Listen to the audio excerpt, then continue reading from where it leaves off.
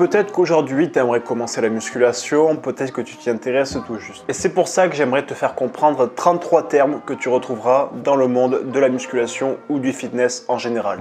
J'ai pris des notes dans mon ordinateur juste à côté et c'est pour ça que je vais te les expliquer dès maintenant. D'ailleurs, avant de commencer, si tu ne me connais pas, je m'appelle Théo et je suis coach sportif. J'ai lancé ma chaîne YouTube en 2020 où j'aide les skinny fat à sculpter un corps plus athlétique. J'ai créé plus de 100 vidéos pour te faire prendre du muscle, te sculpter un corps plus athlétique, te faire prendre confiance en toi, te sentir mieux dans ta peau.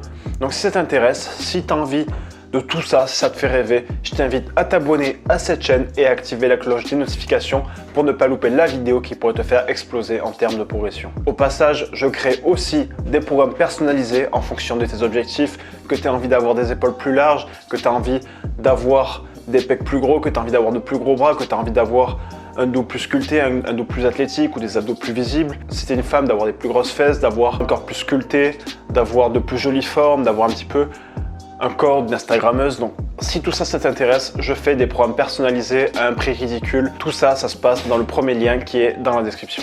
Premier mot en musculation, c'est la sèche. La sèche, c'est tout simplement un régime qui consiste à perdre du gras.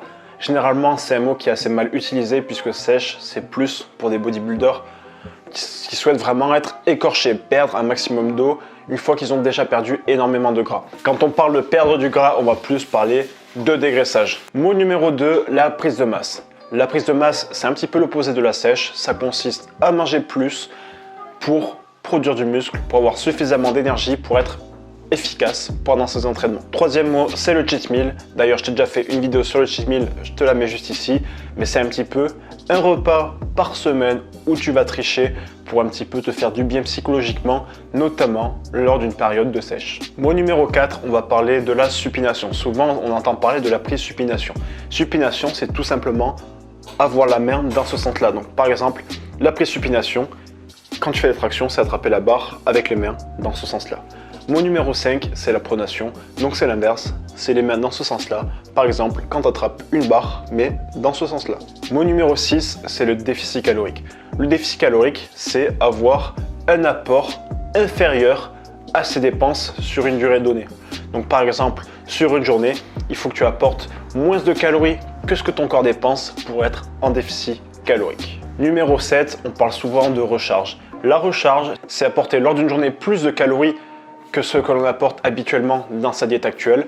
Par exemple, dans une sèche, augmenter ses calories pour avoir plus d'énergie et pour un petit peu relancer son métabolisme. Généralement, on parle plutôt de recharge glucidique, donc tenir une diète de sèche, de dégraissage, et lors d'une journée, augmenter ses glucides, quitte à être en surplus calorique pour refaire ses réserves de glycogène, rééquilibrer un petit peu son environnement hormonal pour se sentir mieux et pouvoir continuer soit sa sèche, soit derrière partir sur une prise de masse ou une maintenance. 8, c'est le mot rep. Souvent on entend, moi j'ai fait 12 reps.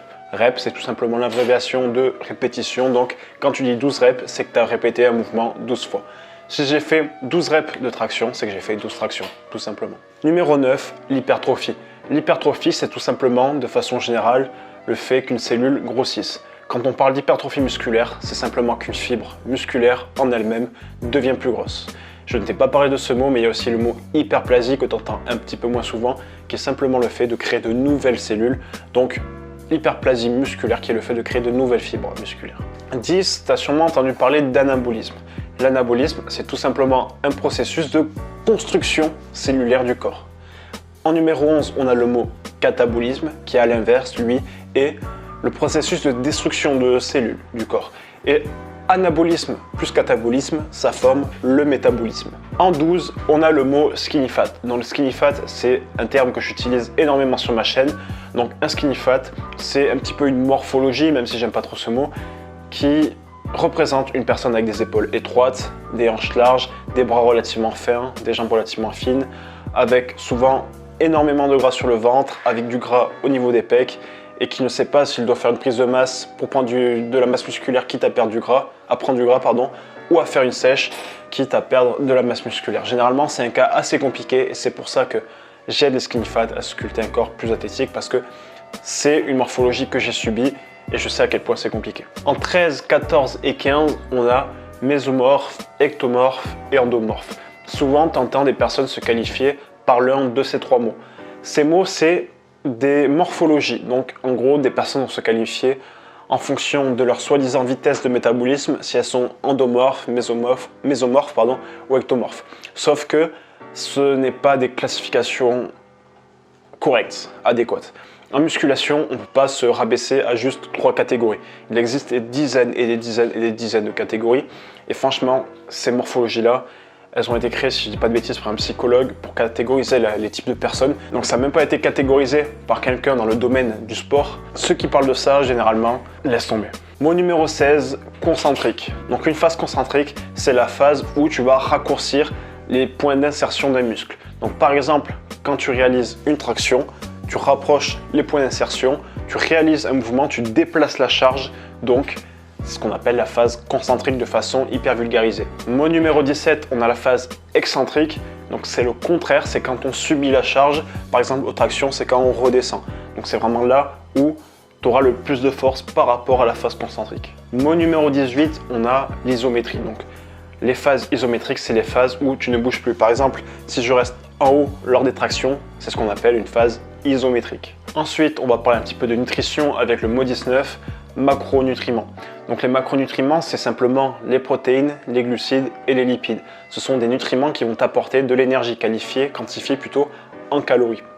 Donc les protéines vont t'apporter 4 kilocalories pour 1 gramme, les glucides, ça sera 4 kilocalories pour 1 gramme, et les lipides, ça sera 9 kilocalories pour 1 gramme. Mot numéro 20, on a les micronutriments. Donc les nutriments, on peut les couper en deux, donc en macronutriments et en micronutriments. Et les micronutriments, c'est ceux qui ne vont pas t'apporter d'énergie, donc de calories. Les micronutriments, on va retrouver les vitamines, les minéraux et les oligo-éléments. Donc de façon simplifiée, vitamines et minéraux. On va repasser du côté musculation avec le mot numéro 21, c'est le programme Full Body. Souvent on entend parler de Full Body. Une séance Full Body, c'est tout simplement une séance où on va travailler tout le corps. Donc full, c'est complet, body, c'est le corps. Donc le corps complet sur une séance. Mot numéro 22, half body. Donc half, moitié, body, corps. Donc on travaille la moitié du corps sur une séance. Généralement, c'est haut du corps sur une séance et bas du corps sur une deuxième séance. Mot numéro 23, c'est le split. Donc le split, ça consiste tout simplement à diviser les groupes musculaires en fonction des jours. Donc par exemple, le lundi, les pecs, le mardi, le dos, les mercredis, les jambes, le jeudi, les épaules et le vendredi, les bras. C'est un exemple tout pourri, je ne te conseille pas de suivre ce format. Mot numéro 24, c'est encore un format d'entraînement, c'est le push-pull-leg. Donc ça consiste tout simplement à diviser le corps en 3 séances.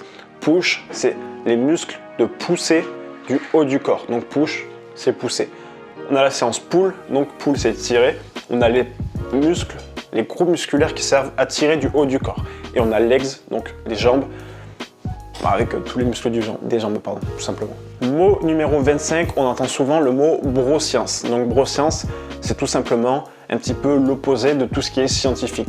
C'est une personne qui va t'affirmer quelque chose sans fondement scientifique. Comme par exemple, plus tu vas prendre large aux tractions, plus tu vas prendre en largeur pour le dos. C'est faux, c'est de la broscience. Généralement, la broscience, tu vas un petit peu l'entendre en salle, entre des coéquipiers, tu vois, en mode 2 potes qui s'entraînent, un souvent qui est un peu plus expérimenté que l'autre et qui va donner des conseils un petit peu ridicules à l'autre. Donc bro, c'est un petit peu le frère, et science, bon voilà, c'est science. C'est un petit peu le pote qui donne des conseils un petit peu pas basés sur la science à son pote. Mot numéro 26, c'est le superset. Donc pendant l'entraînement, on entend souvent des personnes dire « Ouais, j'ai fait un superset de développé couché avec du rowing par exemple ». Un superset, c'est tout simplement enchaîner une série d'un exercice avec une série d'un autre exercice opposé. Donc par exemple, si tu travailles les pecs, tu travailles le muscle opposé qui est le dos, donc ce qu'on appelle un antagoniste. Ensuite, on a les mots 27, 28 et 29 qui vont être biceps, triceps et giant sets. Donc biceps, c'est tout simplement enchaîner une série d'un exercice avec une autre série d'un autre exercice pour le biceps, donc d'un même muscle. Quand c'est un triceps, on en enchaîne une 3e série d'un même muscle. Et quand c'est un giant set, c'est une 4e série d'un même muscle. Encore une fois, d'un exercice qui recrute un même muscle. Donc par exemple, un biceps, c'est peut-être développé couché avec développé incliné. Un triceps, c'est peut-être dips, développé couché, développé incliné. Un giant set, c'est peut-être développé couché, développé incliné, développé couché aux haltères et dips, j'en sais rien. C'est un petit peu le truc que j'ai déterminé au hasard. Mot numéro 30, c'est le travail lourd. On entend souvent des personnes dire ouais, sur cette série, je vais travailler en lourd. Travailler en lourd, ça ne veut pas dire travailler le plus lourd possible. Ça veut dire travailler sur une fourchette de répétition qui est généralement inférieure à 10. L'objectif est d'avoir une grosse tension mécanique. Donc tension mécanique, je ne l'ai pas mis dans cette vidéo parce que c'est un mot un peu plus technique, mais c'est tout simplement le fait de mettre beaucoup de tension sur le muscle. Et plus on va mettre lourd, plus les muscles vont subir de la tension. Ensuite, le mot numéro 31, on a le travail léger. Donc ça, pareil, c'est un petit peu l'opposé du travail lourd. Souvent, on pense que le travail léger, tu prends le poids le plus petit possible et tu fais un maximum de répétitions, un petit peu comme les haltères de 2 pour les vieilles. C'est pas ça un travailleur léger. Un travailleur léger, généralement, c'est une fourchette de répétition qui va de 15 répétitions jusqu'à, ça peut aller très haut, jusqu'à 100 répétitions, peut-être même plus dans certains cas, que j'ignore. C'est pas forcément un travail qui est si léger que ça, parce que 15 reps, ça reste quand même un travail qui est relativement lourd, mais c'est un travail qui va plutôt favoriser le stress métabolique, qui est aussi un mot un peu plus compliqué. Le stress métabolique, si tu veux, c'est un petit peu l'accumulation de déchets, si tu préfères, dans ton sang. Et là, cette accumulation de déchets va créer... En fait, c'est la congestion, si tu préfères. La congestion, c'est le fait d'accumuler du sang dans ton corps, dans le muscle ciblé plutôt, et cette congestion va te permettre de prendre du muscle, de façon simplifiée. D'ailleurs, si tu veux que je te fasse une deuxième vidéo sur du vocabulaire un peu plus avancé, comme la tension mécanique, le stress métabolique et bien d'autres mots, je t'invite à me le dire en commentaire, je me ferai un plaisir de la faire. Et enfin, les deux derniers mots, ça va être deux mots qui sont souvent utilisés pour parler de la progression. Le mot numéro 32, c'est la surcharge progressive. Donc souvent, c'est un mot qui est utilisé à tort et à travers. Ça consiste à mettre de plus en plus lourd au fur et à mesure des séances. Parce qu'on estime que plus on met lourd sur un exercice, plus on a progressé. Ça semble logique. Sauf que si je passe par exemple d'un 10 x 10 à 100 kg développé couché, un 10 x 5 à 110 kg développé couché, ça ne veut pas forcément dire que j'ai progressé. Parce que le corps, quand tu augmentes la charge, doit habituer son système nerveux à une charge plus lourde avant d'habituer le même système musculaire, le même groupe musculaire à travailler sur cette charge et donc à progresser et donc à évoluer, quoi, tout simplement, à être stimulé. Surcharge progressive, oui, c'est bien. Mettre de plus en plus lourd, oui, c'est bien. Mais tu auras progressé pas à partir du moment où tu auras mis plus lourd, tu auras progressé à partir du moment où tu auras mis plus lourd pour la même amplitude, pour la même technique d'exécution, pour la même fourchette de répétition et pour le même nombre de séries avec le même temps de repos et le même tempo. Et enfin, le dernier mot, c'est le mot tonnage. C'est tout simplement, souvent tu entends en fait les personnes dire ouais, moi je calcule mon tonnage pour progresser. Ou tu entends le mot tonnage un petit peu par-ci par-là. Le tonnage, c'est tout simplement, pendant un exercice, la quantité de kilos que tu as à soulever. Donc ça s'exprime, enfin la formule plutôt, c'est le nombre de répétitions fois le nombre de séries fois la charge. Si par exemple, tu as fait un 10 x 10 à 100 kg, peu importe l'exercice, tu as soulevé 10 000 kg sur un exercice. Si tu as fait 10 x 5 à 2 kg, ça fait 10 x 5, ça fait 50, ça fait 100 kg de tonnage. Et donc, pour progresser sur ce tonnage, on veut qu'à la séance d'après, on ait un tonnage supérieur. Si par exemple, on passe d'un tonnage de 383 à un tonnage de 386 kg sur un exercice, c'est généralement qu'on a progressé. Bien sûr, à condition de conserver le même tempo, le même temps de repos, la même technique d'exécution, la même amplitude, etc., etc. Un petit peu comme la surcharge progressive.